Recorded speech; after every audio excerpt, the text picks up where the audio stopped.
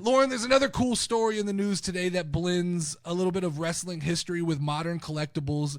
WWE and TOPS have teamed up to launch 2 new memorabilia programs, the WrestleMania patch and the main roster debut patch program.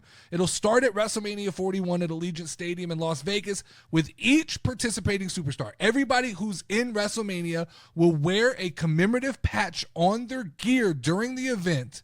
And then these patches will be taken off as they come back to the back of the locker room. And these patches will then be put into insert cards that go into different TOPS. I think they're called TOPS Chrome right now.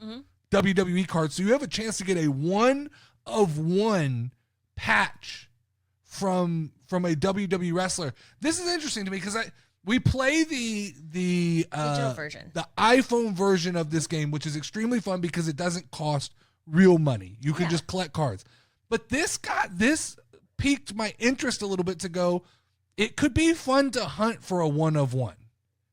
Oh, yeah, definitely. You know what I mean? Now, I don't know what those odds, I'd have to look at the realistic odds of like what is the chance that you get one of these cards, how many of these cards are out in the area. Are these things just being scalped and bought up? Yeah. Is this a Pokemon card situation? If it's all that, it's not worth getting into the weeds for. If there's a legitimate chance that you could end up with one of these patches, that's pretty cool.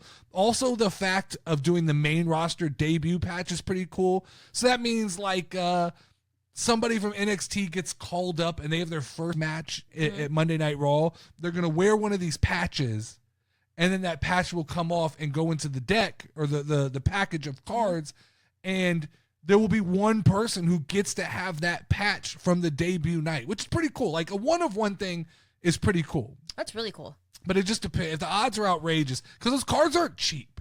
No. They don't give the cards away is what was interesting. No. I tried to do like some math before we came on here. At Walmart, they had a box of the cards. They call it like a booster or something like that. Yeah. And it came with 7 packs with 4 cards each. So that's 28 cards, and it was like $69.